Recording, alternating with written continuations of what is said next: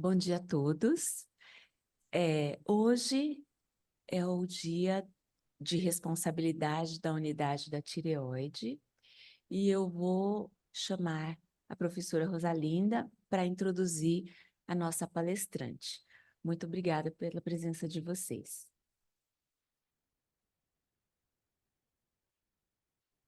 Bom dia a todos. Então, com muita satisfação que eu vou convidar a professora Natácia Búfalo. Ela é doutora em Ciências Básicas pela Universidade Estadual de Campinas, biologista pesquisadora do Laboratório de Genética Molecular do Câncer da Faculdade de Ciências Médicas da Unicamp, e ela também é professora da Faculdade São Leopoldo Mandique e Unimax. E ela vai nos falar um tema muito interessante, além dos hormônios, sobre as mulheres e a vulnerabilidade às doenças autoimunes tiroidianas. Por favor, professora.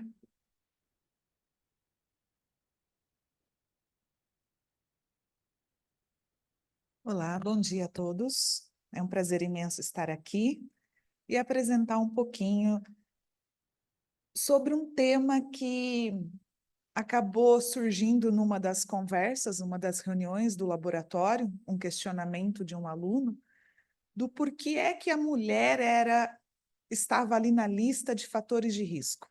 Por que mulher é um fator de risco? O ato de ser, o que a gente tem que nos transforma, que nos classifica como um fator de risco? E a partir daí a gente começou a fazer uma revisão bibliográfica e tentar entender o que a gente pode chegar numa possível resposta, né? Quando a gente começa a falar de prevalência,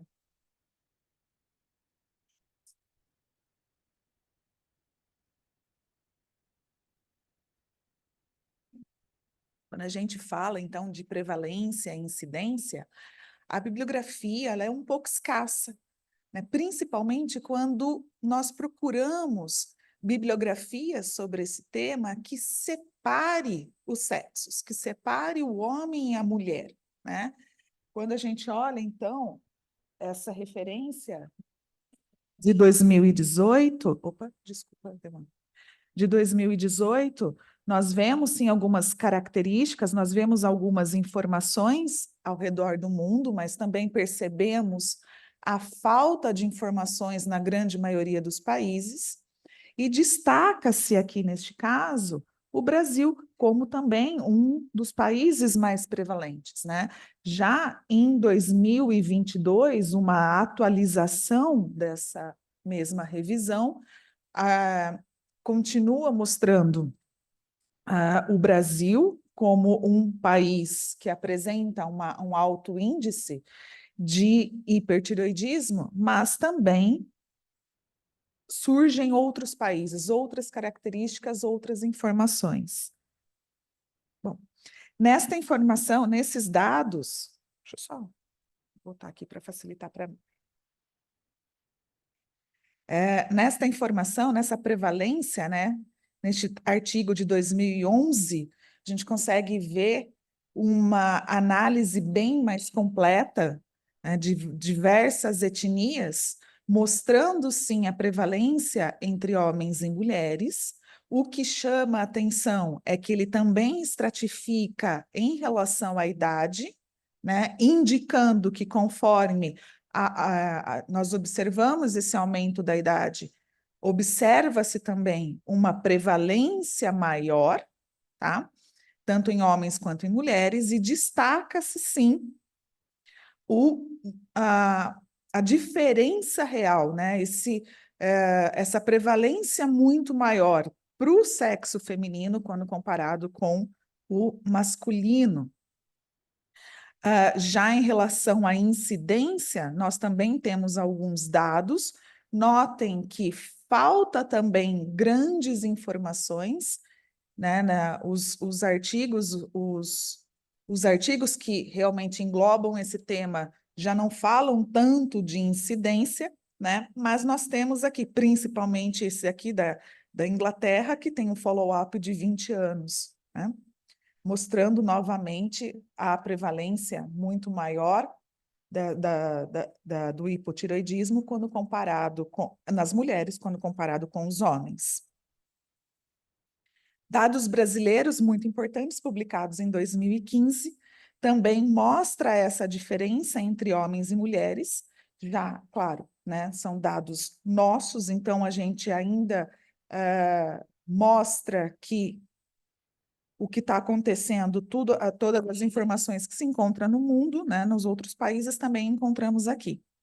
Quando nós falamos da epidemiologia da doença de Graves, a gente sabe, né, que ela é muito mais prevalente em mulheres do que em homens, né, chega a 2%, afeta mais 2% as mulheres ao redor do mundo, uma média de 0,2% nos homens, sendo que varia de etnia, né, de país para país, uma prevalência de 10 mulheres para cada homem, de 10 a 20 mulheres para cada homem, né?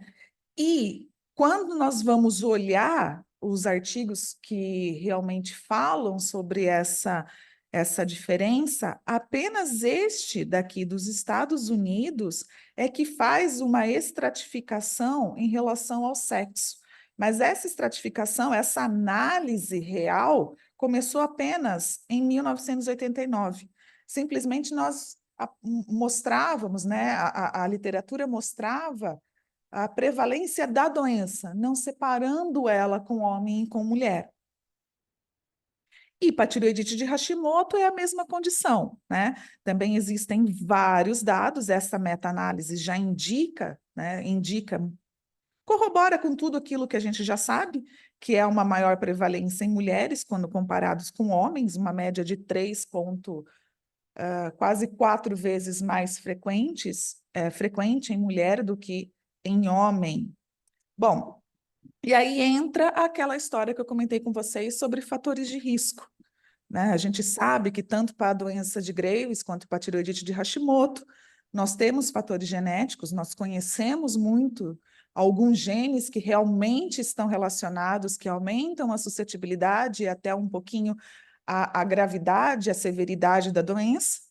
A influência de fatores ambientais, como, por exemplo, o estresse, infecções, e aí a gente ainda tem uma certa dúvida, a gente não pode bater o martelo em relação a processos infecciosos, outras doenças associadas, né, algumas terapias, algumas suscetibilidades também no sistema imunológico em si, e aparece aqui o sexo feminino. Mas por quê? Né? Então, nós começamos a tentar entender, né, nessa revisão de literatura, o que acontecia? Por que o sexo feminino estava lá? Então, considerando todos esses fatores de risco, né, principalmente os fatores genéticos associados à exposição ambiental, à modulação epigenética e alguns fatores endógenos muito bem documentados, é que surgiu a nossa dúvida. Então, vamos tentar ir além da genética e além desses fatores ambientais que a gente sempre fala. O que acontece na mulher? Alguns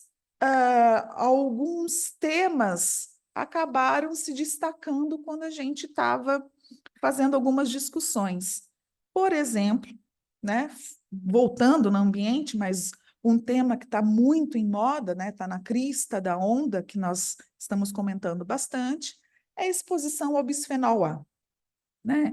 A gente sabe que o bisfenol ele é um mimético do estrógeno, né? Então, um hormônio prevalentemente que prevalece, né, no sexo feminino e que ele faz algumas características, ele exerce algumas funções quando ele está agindo no nosso organismo. Ele aumenta a produção de prolactina, ele causa uma desregulação, uma despolarização em TH1 e TH2. Também está relacionado, como eu falei para vocês agora, no mimetismo do estrógeno, né, no mimetismo molecular do estrógeno. Ele ativa a TH17. Ele também promove a apresentação de antígenos. Ele desregula toda a função do citocromo P450, toda aquela parte mais química da função do citocromo P450, modifica a expressão de Treg também. E algumas informações, né, principalmente pesquisas mais básicas, mostram que o BPA ele modifica os níveis hormonais, tá? Os níveis dos anticorpos, como, por exemplo, ele está relacionado ao aumento dos níveis séricos de TPO, assim como de TG, tá? Mas não se sabe a relação da influência do bisfenol A com o TRAB, né? Isso ainda está um pouco confuso na literatura, tem muitos poucos dados que a gente pode realmente falar que existe uma modulação, uma influência nessa modificação. Ainda pensando no bisfenol, eu trouxe esse trabalho de 2019 que mostra um experimento feito em camundongos que estavam com uma infecção viral, e acabaram desenvolvendo miocardite. E eles notaram que, conforme esses camundongos eram expostos a diferentes níveis de bisfenol vindo da água, tá? Acontecia algumas características, como, por exemplo, eles observaram uma diminuição, né, do receptor alfa, do estrógeno, e um aumento do receptor beta, da expressão do RNA mensageiro do alfa, né, um aumento da expressão do RNA mensageiro do alfa e uma diminuição do beta em células cardíacas, assim como um aumento, uma ativação desses receptores no baço, perdão, tá? 24 horas após a exposição ao bisfenol, tá? E o que eles notaram também, e o que chama mais a nossa atenção, é que aumentou algumas expressões de genes, algumas proteínas específicas que estão relacionadas à modulação do sistema imunológico, né? Então, aumentou ali nas células, né? CD4, interferon gama, interleucina 17, caspase, interleucina 1. Além disso, quando eles observaram o pericárdio, eles viram um aumento também de mastócitos, tá? Do número de mastócitos e da degranulação desse mastócito, né? Liberando, então, por exemplo, um grande número, uma grande quantidade de histamina. E quando a gente né, a gente aumenta um pouco essa pesquisa e ainda insistimos em fatores genéticos, nós conhecemos um volume muito grande de genes associados a doenças autoimunes, né? E notem neste gráfico, né, nessa montagem, que esses genes, eles não são exclusivos de doença de Graves e não são exclusivos da tireoidite de Hashimoto. Existe, sim, uma relação que a gente pode falar que é mais prevalente no diabetes, na esclerose, no lúpus, né? Mas são genes que, como a gente encontra em qualquer doença autoimune, também destacando a tireoidite de Hashimoto e a doença de Graves. Mas como que a gente consegue separar? Qual é o gene mais importante? O que mais chama a atenção? Então, a gente acredita que eles estão presentes, sim, em todas essas doenças autoimunes, mas eles vão agir diferente, com intensidades diferentes, de acordo com a modulação epigenética que eles sofrem, com a presença dos microRNAs. E aí cabe ressaltar que precisa de muito estudo para a gente poder realmente bater um martelo ou tentar bater um martelo em relação a isso. Mas trago aqui para vocês, então, que realmente existe uma incidência maior, uma prevalência desses microRNAs e que isso pode alterar a ação. Por que o HLA está presente em todos, mas existe uma diferença de comportamento? Como que eles podem nos dizer que eu tenho uma suscetibilidade à tireoidite de Hashimoto e não à esclerose, e não à diabetes, e não à artrite reumatoide? Como que ele pode nos guiar, né? Então, eu acredito que pelas revisões, pela revisão de literatura, o caminho agora vai começar a ser esse, né? Em relação ao sexo, também existe muito pouca diferença, muito pouca literatura que mostre, né, nessas pesquisas uma separação ou que ache até uma diferença genética que indique que a mulher é mais frequente do que homens, né, do que os homens. Este trabalho ele mostra um alto risco aumentado, né?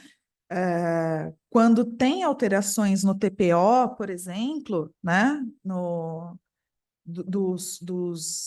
Dos hormônios, mas ele para doenças autoimunes tiroidianas, mas ele não reporta nenhuma diferença dessa relação quando a gente compara homem com mulher.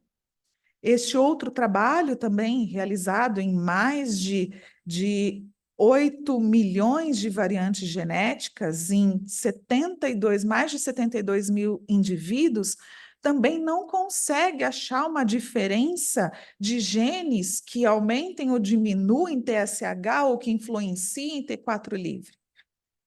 Não mostra nada, não relata nada para nós. E aí veio a nossa pergunta. Bom, então, se a genética ainda não está dizendo nada para nós, a gente sabe que existe uma diferença, a gente vê isso na clínica, a gente vê isso nos artigos. O que será que tem de diferente? Então, nós separamos 3 pontos que nos chamaram mais atenção durante essa revisão, né? Os hormônios sexuais, é claro, né? Continua, nos chama muito atenção. A microbiota, tem saído alguns artigos interessantes, que eu já vou mostrar para vocês, e o desvio da inativação do cromossomo X ali na 5ª semana da embriogênese. Vamos falar um pouquinho sobre os hormônios sexuais. Então, a gente sabe, né, da influência do estrógeno, existe uma relação do estrógeno com a doença de Graves. Nós entendemos que ele começa a modular, ele muda o comportamento do linfócito T, aumentando a afinidade com autoanticorpos, aumentando o dano tecidual e, consequentemente, levando também a um processo autoimune de uma forma geral, tá? Aumenta a expressão de citocinas, e essas citocinas elas vão favorecer crescimento, proliferação, linfopoese, apresentação de antígeno, ou seja, o estrógeno ele acaba agindo como um modulador do sistema imune também, tá? O que nos chama a atenção, o que a gente tentou fazer uma correlação entre, ok, é o estrógeno, mas e os genes desses estrógenos, né, do estrógeno? Tanto da parte de metabolização, da produção desse estrógeno, quanto da detoxificação dele. Então, existem alguns genes que agem, né, nessa produção estrogênica, na síntese do estrógeno, assim como na metabolização e na detoxificação. Ou seja, após o estrógeno exercer toda a sua função fisiológica no organismo, dependendo do gene em que ele se liga, dependendo do gene em que ele modula, modifica, ele vai agir como um protetor, como um inibidor de crescimento e de proliferação de células, tá? E dependendo da via em que ele segue e do gene que está lá exercendo a função dessa detoxificação e metabolização, principalmente metabolização, nós observamos que ele pode causar um dano no DNA, que ele pode ser agressivo, sim, ao DNA. Estudos prévios do nosso laboratório em relação à prevalência de alguns polimorfismos, à presença de polimorfismos desses genes que eu apresentei para vocês, mostrou algumas diferenças, mas também não conseguimos chegar a uma resposta, pelo menos não a resposta que a gente queria como é na ciência, né? Nós observamos que em indivíduos com doença de Graves, em mulheres, né, com doença de Graves comparadas com controles, existe sim uma diferença significativa em relação à idade da menarca, número de gravidez, paridade e aborto também, assim como o hábito tabagista, que já é esperado, é um fator de risco muito bem relatado na doença de Graves, continua sendo, né? A reposição hormonal, menopausa e uso de contraceptivo também achamos algumas diferenças que nos chamaram a atenção. Outra característica foi nos níveis, né, de T4 livre, na concentração de T4 livre e TRAB, em relação ao citocromo, né, 1B1, ao CYP1B1. Então, a presença do polimorfismo, né, em homozigose de TT, nós encontramos uma relativa diferença, apesar do P ali tá meio, né, não tão forte como esperava. Fizemos também uma distribuição entre sexo feminino e masculino, com toda a suscetibilidade desses genes e também com algumas características clínicas, e não encontramos nada, nada que diferencie em relação ao homem e à mulher. E aí a nossa pergunta continuou: por que é que ainda somos fatores de risco, já que não estamos chegando numa resposta? Então, a literatura ela acabou indicando para a gente alterações na nossa microbiota, né, na nossa microbiota intestinal.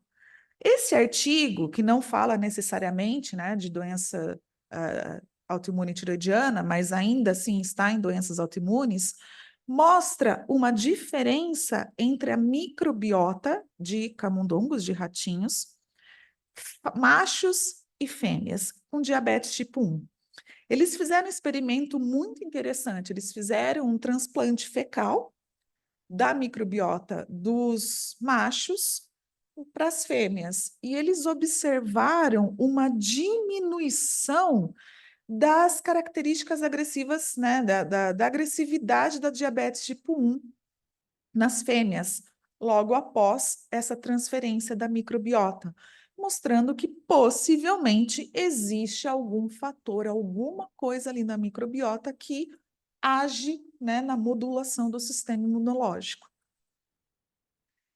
Já este outro artigo, ele apresenta várias informações em relação às doenças autoimunes da tireoide, também a microbiota, e ele mostrou que existe diferença comportamental dessa microbiota quando ele estudou indivíduos controles, né, um grupo controle, sem nenhuma doença autoimune, uma microbiota, uma população da microbiota diferente da tireoidite de Hashimoto, que é diferente da doença de Graves, e ainda é diferente dos indivíduos com doenças de Graves e que apresentam a oftalmopatia de Graves.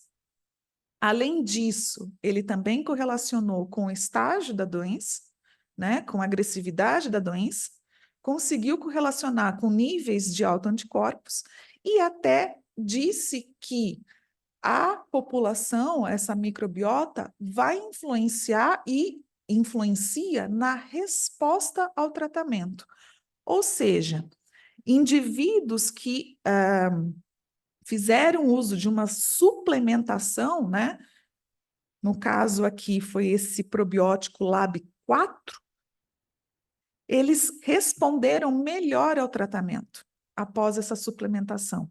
Ou seja, diminuiu, né, um pouco a concentração de TSH, T4 livre, o ratio de T3 e TSH, e, inclusive, reduziu, mas por um período curto, pela visão deles, os níveis séricos de IgG e IgA, mostrando que tem alguma modulação, alguma coisa está acontecendo ali no intestino que realmente influencia em todo esse processo, em toda a nossa resposta ao que está acontecendo no nosso sistema imunológico. E um último questionamento, inclusive esse questionamento veio de uma aluna, né? Ela que deu, ela falou, mas e o cromossomo X? O que acontece com o cromossomo X? Afinal de contas, o que a gente é diferente do homem? O cromossomo X, certo? Mas e na inativação? Se a gente pensa que ali da quinta, sétima semana, na quinta semana do processo, né, da embriogênese, na quinta semana não, desculpa, no quinto dia, em que realmente o cromossomo X, né, o segundo cromossomo X, ele sofre a inativação, e a gente sabe que essa inativação, ela é parcial, ou seja, ela sofre um desvio, né, é natural, isso já é comprovado. Como que esse desvio acontece?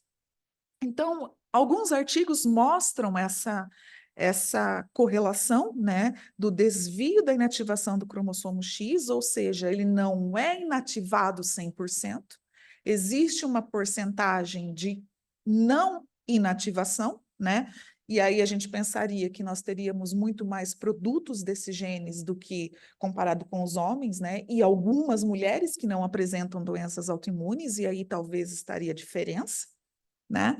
Enfim, segue aí um questionamento que precisa ser respondido, mostrando que esses hormônios sexuais, né, essa influência do cromossomo, eles podem tanto agir em conjunto quanto modular, né, agir de formas diferentes nesse processo imunorregulatório, tá? Entendemos também que esse desvio da inativação ele é aleatório, ou seja, nós recebemos o cromossomo X da mãe, o cromossomo X do pai, mas nós não sabemos qual deles vai ser inativado. Esse desvio ainda é aleatório, a gente não tem certeza de qual será inativado, a gente sabe que um deles vai ser inativado, né? E a forma como talvez eles seja escolhido a partir até do nosso background genético, da nossa suscetibilidade genética, né? Nosso histórico familiar tem uma influência de qual dos cromossomos está sendo inativado e também dessa capacidade da inativação. Recentemente, no começo desse ano, em fevereiro, saiu uma publicação que me chamou a atenção no The New York Times, aí, a partir daí nós chegamos no artigo, que fala essa possível relação, né, da influência da inativação ou do desvio da inativação do cromossomo X com doenças autoimunes tireoidianas. Eles fizeram um experimento muito interessante, ou seja, quem inativa é um microRNA de cauda longa, tá? Ele então se liga ao cromossomo, né, e a partir dessa ligação, desse xiste RNP, o cromossomo X é inativado. Mas nós sabemos que o cromossomo X ele é enorme, né? Ele é composto de vários genes e nós não sabemos quais são os genes que são inativados, quais não são inativados. E a escolha também do que é inativado e do que não é inativado é aleatório. Sofre uma influência epigenética. Até nos fez pensar, será que os desreguladores endócrinos nesta fase também influenciam no comportamento deste silenciamento, desta inativação do cromossomo? Fica aí um outro questionamento que a gente pode partir num próximo passo. De qualquer forma, o que eles fizeram foi o seguinte: eles pegaram alguns ratinhos, né, machos e fêmeas, e nos machos, através de experimentos, eles silenciaram alguns cromossomos ou alguns genes do cromossomo X. E eles perceberam um aumento da suscetibilidade ou até da agressividade de doenças autoimunes nos machos, quando silenciado trechos do cromossomo X desses machos. fica aí meu convite para vocês revisarem esse artigo é extremamente interessante, foi muito bem feito, mostra que este também, este complexo, ele não só aumenta a suscetibilidade nos machos, mas ele também aumenta, ele chamou o termo como se ele enganasse o sistema imunológico ou se ele confundisse o sistema imunológico, né? Influenciando células T, influenciando células B, e aí, a partir dessa confusão do sistema imunológico, o meu organismo acaba desenvolvendo uma doença autoimune tiroidiana, tá? Fica aí meu convite para vocês lerem esse artigo, ele é muito interessante, está sendo muito falado. Inclusive, nessa reportagem no The New York Times, entrevistou outros pesquisadores que apresentaram alguns viés desse próprio artigo e de talvez outras conclusões. É claro que quando nós fazemos, né, a nossa pesquisa, a gente sempre vai defendê-la com unhas e dentes, e é isso que a gente faz. Então, foi isso que também o autor fez. Então, talvez não seja necessariamente uma confusão, mas, enfim, o que mostra, né, o que chama a atenção é que realmente esse desvio da inativação do cromossomo X está crescendo em relação ao porquê que mulher possui mais doença autoimune tiroidiana do que homem, né? Então, de qualquer forma, esse desvio da inativação do cromossomo X não está só relacionado às doenças, à tireoidite de Hashimoto e à doença de Graves, mas ele também está ali nas doenças autoimunes, né? Talvez a gente consiga ir para um caminho que mostre a suscetibilidade a doenças autoimunes, mas ainda carece de mais estudos, mais comprovação para falar de que realmente eu vou ter a doença de Graves ou eu vou ter a tireoidite de Hashimoto. O que nós acreditamos é que existe sim essa relação, né? Talvez seja multifatorial, um modulando o outro, né? A nossa microbiota, esse desvio da inativação que é totalmente aleatório, ali durante o desenvolvimento embrionário, o que será que acontece? Por que eu silencio alguns genes e não outros? Qual é a escolha? De qualquer forma, a nossa pergunta do porquê é que mulher tem mais fator, é mais suscetível, ou é um fator de risco para doenças autoimunes tiroidianas, ainda permanece. Nós não conseguimos chegar numa resposta muito mais conclusiva. O que nos chama a atenção é que acabou desviando um pouco os nossos estudos, né? A gente saiu daqueles artigos sempre batidos sobre o tema e acabamos entrando em outros temas, como a microbiota e também o desvio da inativação do cromossomo X. Quero agradecer a oportunidade de estar aqui com vocês. Muito obrigada, é uma honra trazer essa revisão para vocês e estou aberta para perguntas. Obrigada.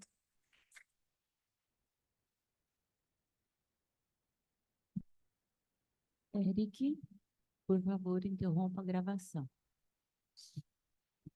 Nós não temos nenhuma pergunta por chat, então vamos passar para a plateia. Se alguém tiver alguma pergunta. Leva lá.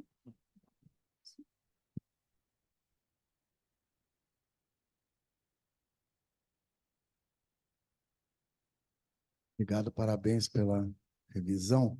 Obrigada. Enquanto você dava a palestra, eu estava aqui pensando, a mulher ela tem uma porcentagem de tecido adiposo maior do